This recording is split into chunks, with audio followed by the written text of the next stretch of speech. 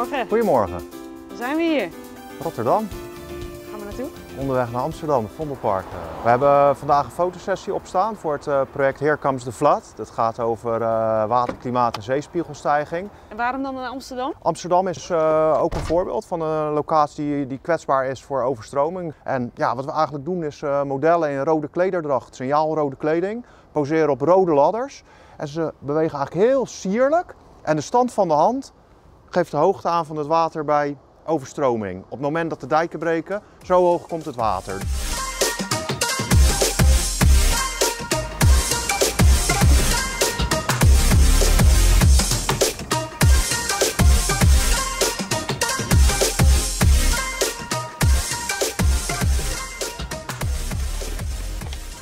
Waar ga je de modellen plaatsen? De modellen komen daar te staan, aan de andere kant van het water.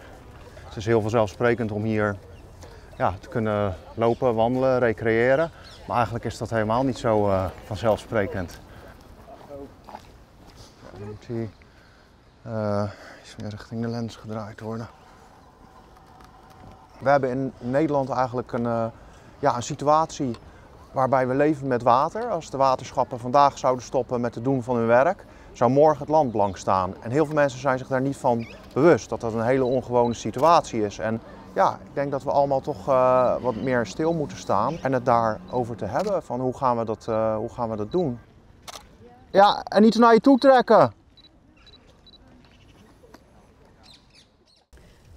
Nou, waar denkt u dat de fotograaf mee bezig is? Ik heb geen flauw idee, behalve dan fotograferen. Het ziet er wel heel interessant uit. En mooi ook. Nou, ik denk dat het uiteraard iets met natuur te maken heeft, aangezien het in het park is en de herfstkleuren zo mooi uitkomen. De modellen beelden uit hoe hoog het water kan komen als de dijken breken in Amsterdam. Ja, nou inderdaad, dan staat hier alles onder water. Dit is al een polder, dus ja, dat klopt wel. Ben je wel eens bewust van het waterniveau hier in Amsterdam? Nee, eigenlijk niet. Nee. Als je daar nu, dat je het zo zegt, daar zet het je natuurlijk aan het denken. Heeft u enig idee hoe hoog het water zou kunnen komen? Nou, ik schat toch wel een aantal meters. Amsterdam ligt ongeveer gemiddeld 2 meter onder NAP. Sommige delen nog ietsje verder. Ik schat toch wel dat half Amsterdam zo 3-4 meter onder water komt dan. Misschien wel meer. Ja, tot 2,5 meter. Ja. Ja. Dus je bent niet heel erg met de waterstand bezig. Misschien na het zien van de beelden in Limburg.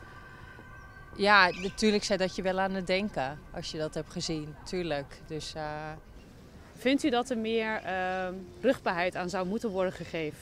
Ik denk überhaupt dat er meer aan het klimaat aandacht gegeven moet worden. Want er zijn hier natuurlijk in deze omgeving ook heel veel vervuilers. En ook inderdaad het watermilieu en dergelijke.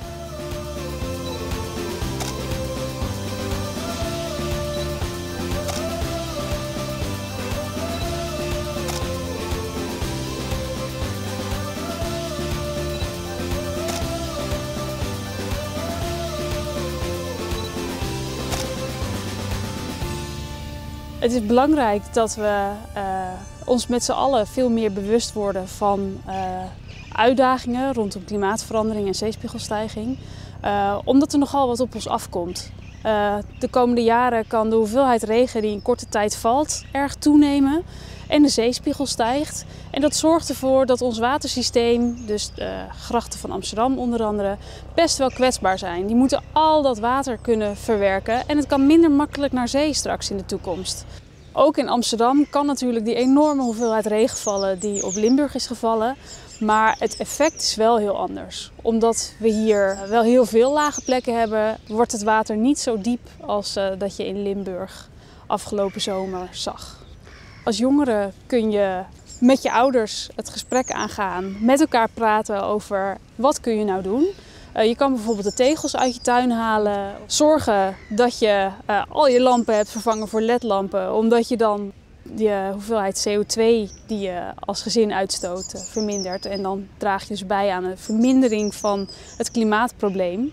En zo beperken uiteindelijk ook van gevolgen zoals veel heftiger neerslag, snelle zeespiegelstijging.